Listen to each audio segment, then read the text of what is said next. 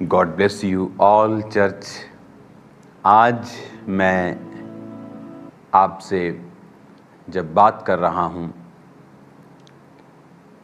तो संडे के दिन 17 मई मैं यूएसए में हूँ। यूएसए में आप जानते हैं बिदर में क्रूसेड के बाद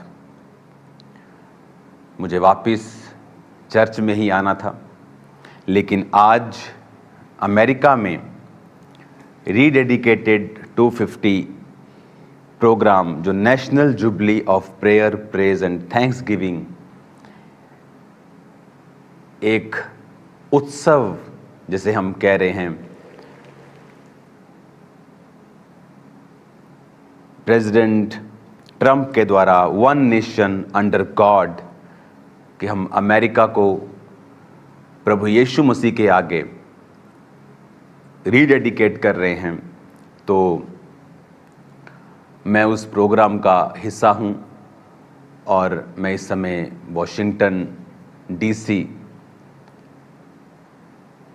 में हूं और मैं उस प्रोग्राम में, जब आप इस मीटिंग को देख रहे होंगे तो मैं उस प्रोग्राम में जाने की तैयारी कर रहा हूं। ये प्रोग्राम अमेरिका की सरकार के द्वारा, प्रेसिडेंट डोनाल्ड ट्रंप के द्वारा रखा गया है, जहां पर अमेरिका के सभी जो प्रचारक हैं, बड़े प्रचारक हैं, जो दुनिया के one of the biggest evangelist जिन्होंने पाप के अगेंस्ट में प्रीच किया, बिली ग्राम, उनके जो खुद अभी खुदा के पास हैं, और उनके बेटे जो हैं इवेंजलिस्ट फ्रैंकलिन ग्राहम जी, वो वहाँ पे होंगे, और भी बहुत सारे प्रचारक वहाँ पे होंगे। तो अपोस्टल माल्डोनाल्डो वहाँ पे होंगे, पास्टर पोला वाइट वहाँ पे होंगे। तो उन इनविटेशंस के साथ मैं वहाँ पे हूँ और मैं आपके लिए यहाँ से भी प्रार्थना कर रहा हूँ। तो ये प्रोग्राम बड़ा इम्पॉर्टेंट था, नहीं तो आप जानते हैं कि क्रूसेड के बाद जो लोकल इंडिया के क्रूसेड्स होते हैं, मैं वापस चर्च में ही होता हूँ। तो अभी मुझे क्रूसेड के बाद फ़्लाइट पकड़कर सीधा यहाँ पर आना पड़ा और अब मैं यहाँ से टोरंटो क्रूसेड के लिए चला जाऊँगा। ये प्रोग्राम अमेरिका को रीडेडिकेट करना, national jubilee of prayer praise and worship and Thanksgiving और वन नेशन अंडर गॉड, ये एक पूरे देश को रिकॉग्नाइज करना और उसको रीडेडिकेट करना कि ये गॉड हमारा अगुआ है, हमारा चरवाहा है, हम उसके बच्चे हैं। और ये प्रोग्राम परमेश्वर की बड़ी ब्लेसिंग्स को अमेरिका के ऊपर लेके आएगा, क्योंकि जब जब भी आपने परमेश्वर को पब्लिकली स्वीकार किया है, परमेश्वर ने फिर पब्लिकली ही उसका जवाब दिया है। जब जब आप परमेश्वर को ऊंचा करते हैं पब्लिकली, परमेश्वर भी आपको पब्लिकली ऊंचा करते हैं। मेरा अगर लाइफ आप देखेंगे परमेश्वर में, मेरी लाइफ का ये सिद्धांत था, चाहे मैं एक दिन पुराना मसीही हूँ, चाहे मैं आज 22 साल पुराना मसीही हूँ, मैंने हमेशा परमेश्वर को पब्लिकली महिमा दी है।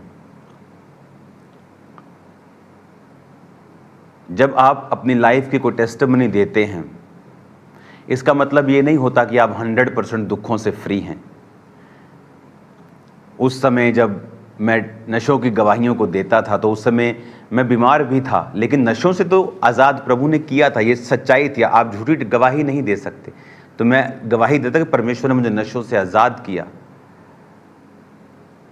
और उसको पब्लिकली मैंने ग्लोरीफाई किया, और परमेश्वर ने उन बीमारियों से भी मुझे आज़ाद किया।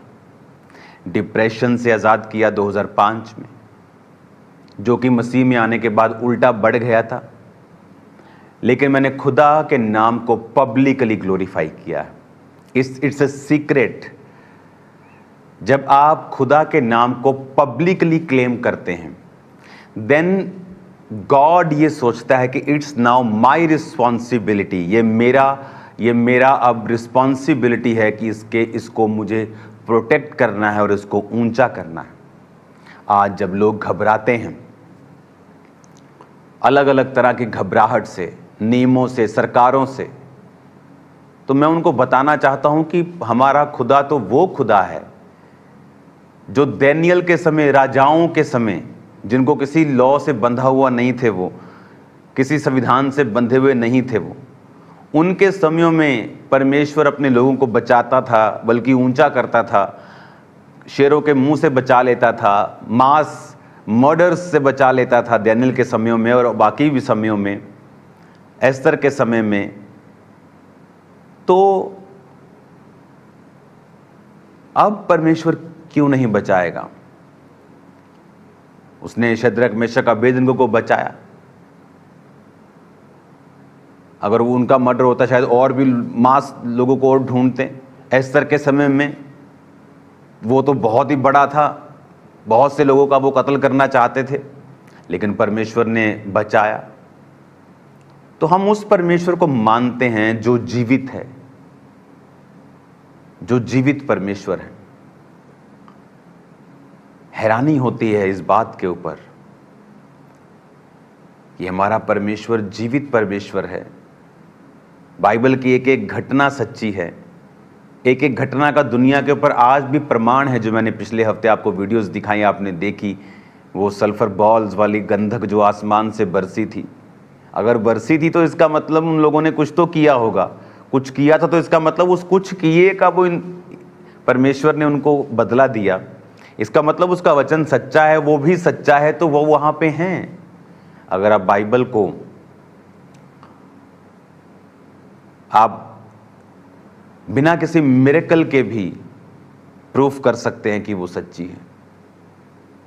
इसीलिए जो लोग अकेला प्रीच करते हैं वो भी कामयाब हो जाते हैं इस मसीहत में, और बड़ी सेवकाइयां कर लेते हैं, चाहे उनके पास हीलिंग का वरदान, भविष्यवाणी का वरदान नहीं है। क्योंकि अगर वचन को सही समझ से ही सुनाया जाए तो वो भी साबित करता है कि परमेश्वर जीवित है। कुछ लोगों की लाइफ में मिरेकल्स और साइंस एंड वंडर्स जरूरी हैं, क्योंकि जीसस ने कहा जब तक तुम चिन्ह चमत्कार नहीं देख लोगे, विश्वास नहीं करोगे। वो भी इंपॉर्टेंट है कि परमेश्वर फिर उससे साबित करता है कि देख, धरती पर भी मैं साबित कर रहा हूं और स्पिरिचुअली भी मैं साबित कर रहा हूं। अपनी लाइफ का एक नियम बनाएं। अमेरिका एक नई ग्रेटर ग्लोरी पे आप उसे जाता हुआ देखेंगे। नो मैटर लोग क्या कहते हैं, मीडिया क्या कह रहा है, वो छोड़ो वो सब बातें। मैं आपको सच कह रहा हूं, अंदर की बातें आपको बता रहा हूं। क्योंकि जो आप पब्लिकली गॉड को ग्लोरीफाई करेंगे, आपकी अपनी लाइफ को भी परमेश्वर ग्लोरीफाई करेंगे। मेरी लाइफ में मैंने ऐसा प्रैक्टिकल 1 टाइम नहीं, थाउजेंड्स टाइम देखा है। तो इसलिए बोलते हैं मुझे बपतिस्मा नहीं लेना है, बपतिस्मा लेंगे तो रिश्तेदार क्या बोलेंगे। वो गॉड को ग्लोरीफाई नहीं करते। और आप देखो उनकी लाइफ्स में अटैक्स रहते हैं, बंधे हुए रहते हैं। वो उनको पब्लिकली परमेश्वर ऊंचा नहीं करता, क्योंकि परमेश्वर कहता अगर तुम शर्माओगे लोगों के सामने मुझे अपना कहने से, मुझे भी शर्म आएगी, मैं भी शर्म करूंगा कि ये वही है, ये वही है। स्वर्गदूतों के सामने, मैं पिता के सामने बोल दूंगा मैं इसे नहीं जानता, कहता मुझे भी शर्म आएगी तुम्हें अपना कहने से। जो नहीं लजाएगा कहता मैं भी नहीं लजाऊंगा और बोल दूंगा ये मेरा है। Don't touch him. वो राजाओं को आज्ञा देगा कि वो आपको छुए ना। हालेलुया। मेरा वो परमेश्वर है, मेरा वो खुदा है। वो राजाओं को आज्ञा देने वाला परमेश्वर है। उनसे विनतियां नहीं मारता, वो उनको कमांड करता है, धमकियां देता है वो राजाओं को कि इसको छूना मत। मेरा वो परमेश्वर है और आपका भी वही परमेश्वर है। जिसके लिए वो जैसा है उसी के लिए वो वैसा ही है। आमीन। आज जब मैं यहाँ पे हूँ वॉशिंगटन डीसी में मैं, और उस प्रोग्राम में हम खुदावंद को उस 250वें, अमेरिका जब फाउंड हुआ 250वें उसकी एनिवर्सरी पर रीडेडिकेट करना, one nation under God, thanks giving के साथ, वर्शिप के साथ, वचन के साथ, टेस्टिमनीज के साथ, खुदावंद की प्रेजेंस में लाखों लोगों के संग, तो मेरा विश्वास है कि अगर हम भी अपनी लाइफ को रीडेडिकेट करते हैं खुदावंद के सामने, क्लेम करते हैं कि मेरा जीवन परमेश्वर के नीचे है, मेरा बिजनेस परमेश्वर के नीचे है, आज देखेंगे आप खुदावंद आपको ग्लोरीफाई कर रहा है। दिक्कत कहां शुरू हुई, प्रॉब्लम कहां शुरू हुई? जब आदम और हवा ने पाप किया, जब उन्होंने सिन किया, परमेश्वर के ओरिजिनल प्लान से वो हट गए। परमेश्वर का ओरिजिनल प्लान नहीं था बीमारियां, दुख, तकलीफ, डिप्रेशन, अकेलापन, ये परमेश्वर का मास्टर प्लान नहीं था। आज दुनिया में डाइवोर्स अपने हाईएस्ट रेट पर है।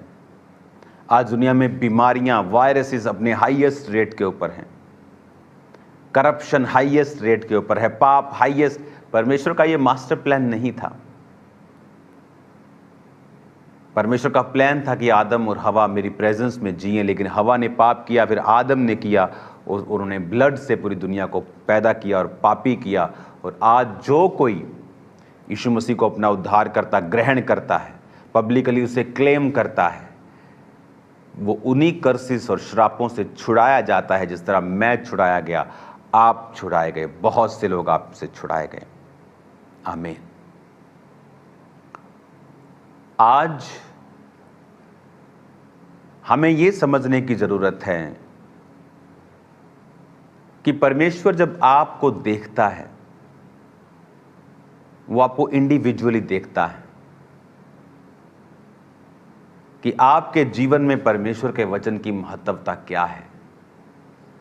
जब परमेश्वर ने इज़राइल को चुना तो परमेश्वर ने कहा, मैंने तुझे इसलिए नहीं चुना कि तू बहुत बड़ा था, तू सब जातियों में सबसे छोटी जाति थी, यानी स्मॉल थे बहुत नंबर्स में, तुम कमजोर थे, और मैंने तुझे इसलिए चुना कमजोर जाति को कि इस पूरी धरती के ऊपर अगर मुझे अपना आप प्रकट करना है तो सबसे पहले मैं कमजोर को चुनूंगा और उनके द्वारा मैं अपनी महिमा करूंगा, ताकि लोगों को मालूम हो कि ये अपने बल, ताकत, बुद्धि, स्किल से नहीं जीत रहे हैं, ये परमेश्वर का कार्य है।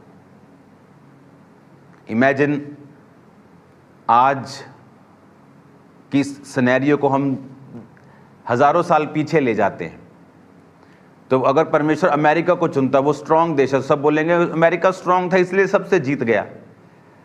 लेकिन आज अगर परमेश्वर सबसे कमजोर देश को चुन ले, जिसका नाम तक नहीं सुना, और फिर कहे मैं इस देश के द्वारा अपनी महिमा करूंगा और इस देश के द्वारा सब देशों के ऊपर मैं अपनी ग्लोरी को साबित करूंगा, अपनी मजबूती को साबित करूंगा, फिर महिमा होती है परमेश्वर की कि ये देश तो कुछ भी नहीं था, इसने कैसे इतने बड़े देश को हरा दिया, इसने कैसे इतने बड़े देश से।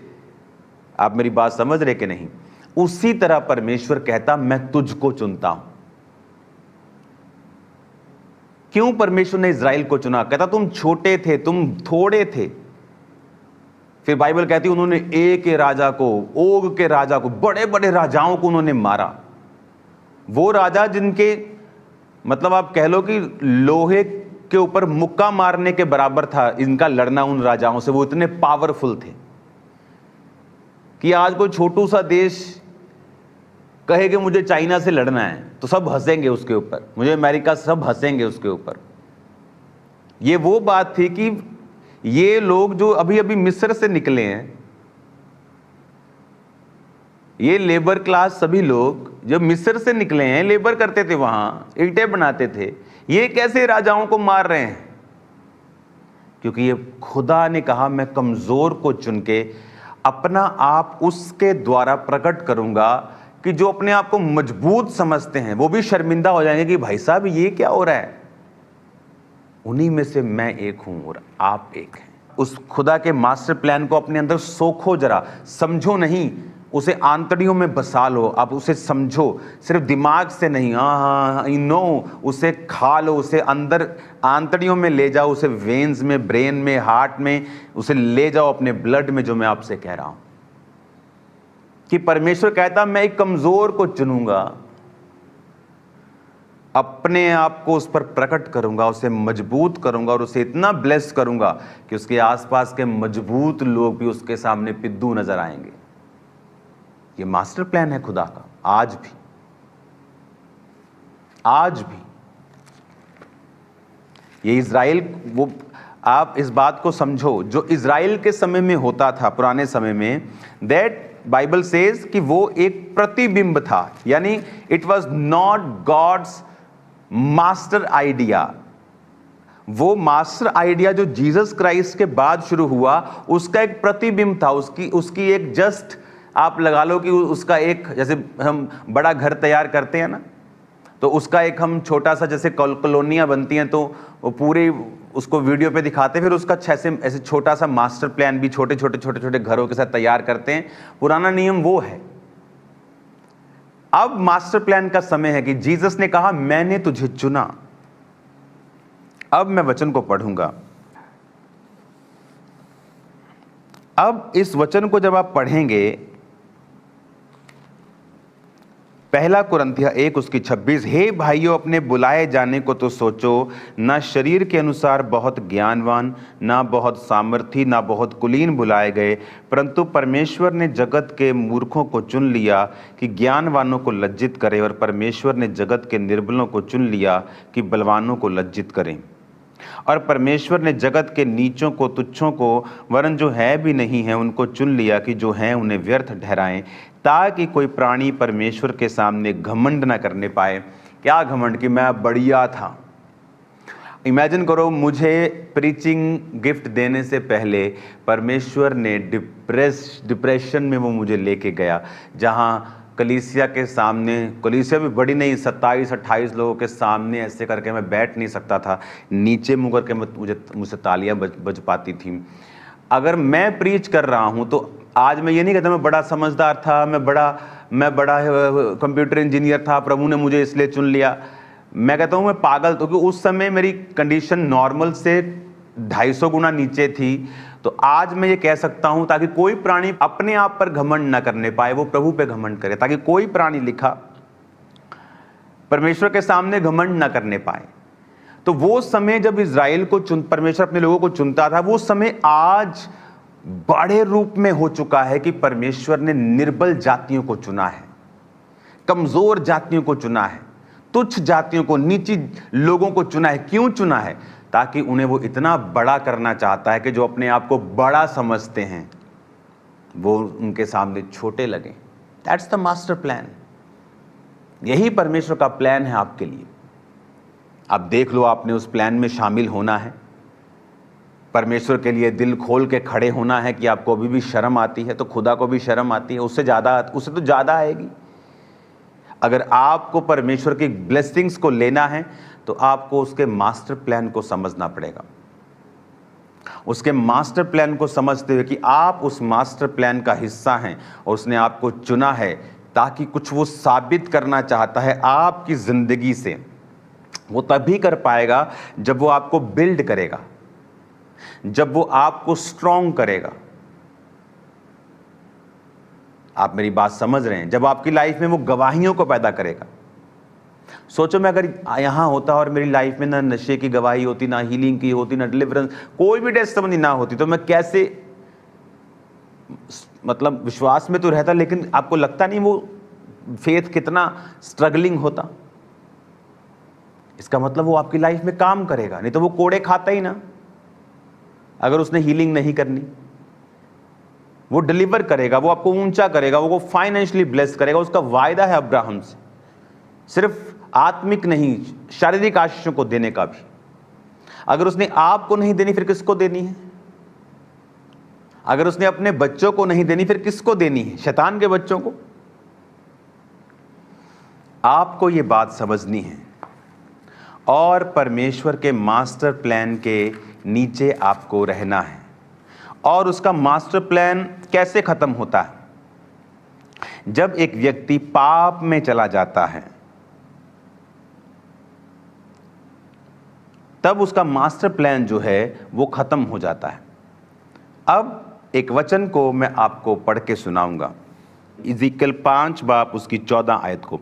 मैं तुझे तेरे चारों ओर की जातियों के बीच सब आने जाने वालों के देखते हुए उजाड़ूंगा और तेरी नाम धराई कराऊंगा। इसलिए जब मैं तुझको कोप, जलजलाहट और रिस वाली घुड़कियों के साथ दंड दूंगा, तब तेरे चारों ओर की जातियों के सामने नाम धराई, ठट्ठा और शिक्षा और विस्मय होगा, क्योंकि मुझ यहोवा ने ये कहा है। ये उस समय होगा जब मैं उन लोगों का नाश करने के लिए तुझ पर महंगी के तीखे तीर चलाकर तेरे बीच में महंगी बढ़ाऊंगा और तुम्हारे अन्न रूपी आधार को दूर करूंगा। महंगी और दुष्ट जंतु तुम्हारे बीच में मैं भेजूंगा, जो तुम्हें निसंतान करेंगे, और मरी और खून तुम्हारे बीच चलते रहेंगे। मैं तुम पर तलवार चलाऊंगा, मुझे यहोवा ने ये कहा है। अब ये आता है उसका उल्टा, जो मैंने अभी कहा, परमेश्वर ने आपको क्यों चुना है। अब ये यहोजकेल जो है, ये बंदियों के बीच में है। बंदी क्यों बने इजरायली? पाप के कारण। और जब सब बंदी बने तो उनमें सब पापी तो नहीं थे, उसमें परमेश्वर यहोवा को मानने वाले सही लोग भी थे।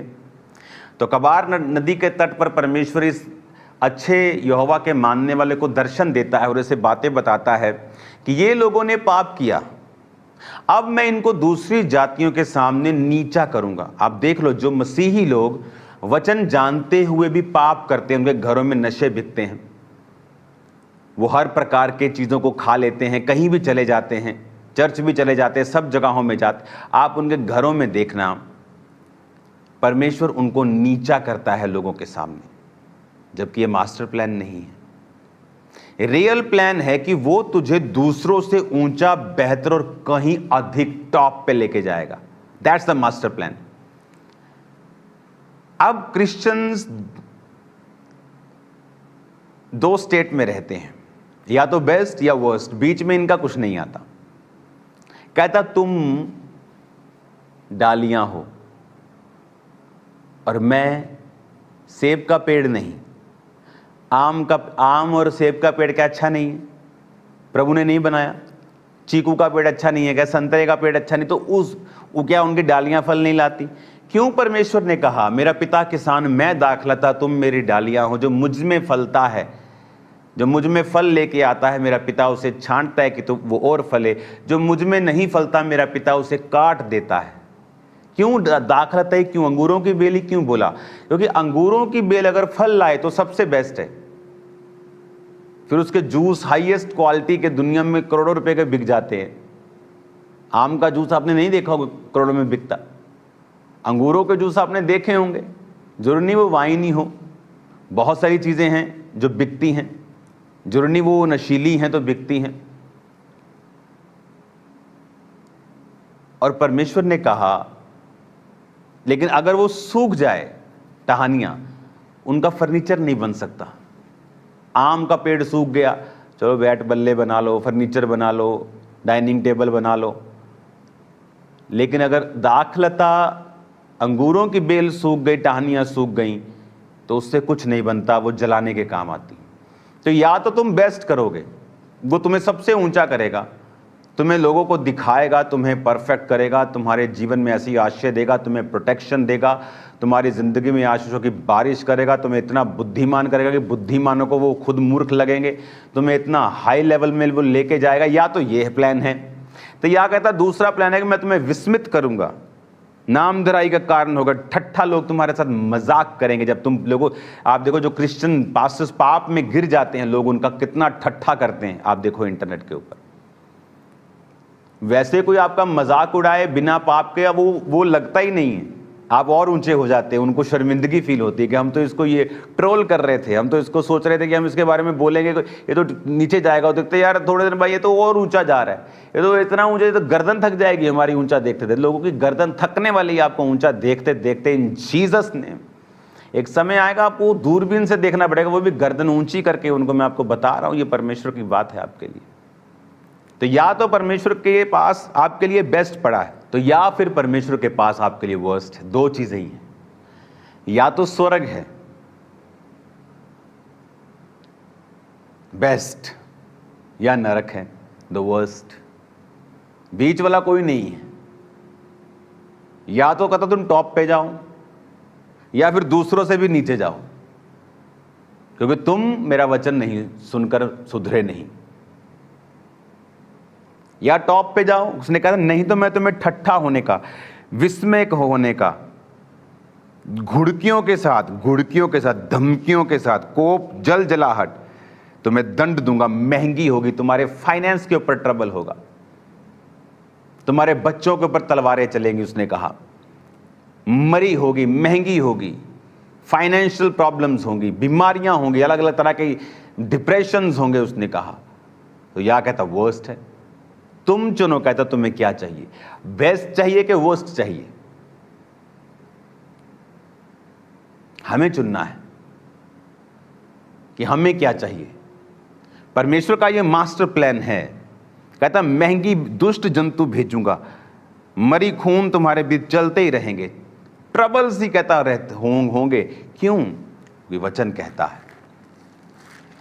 और जब हम वचन को इग्नोर करेंगे, हम अपनी बीमारियों, अपनी मुश्किलों का कारण हम खुद ही रहेंगे।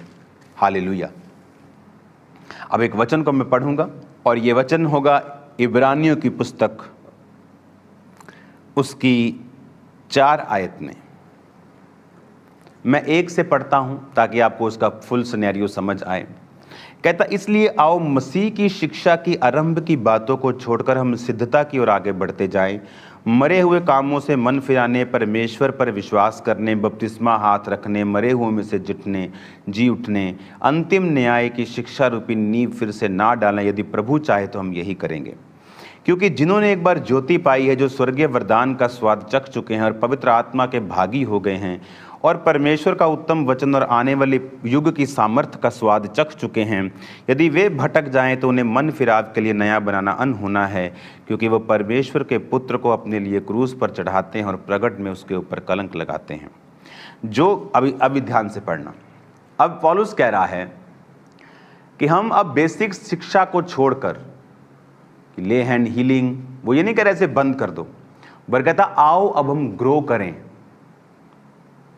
हम समझ गए हैं जीसस क्राइस्ट परमेश्वर है, पर आओ अब हम फ्रूटफुल हों, कैरेक्टर में, चरित्र में,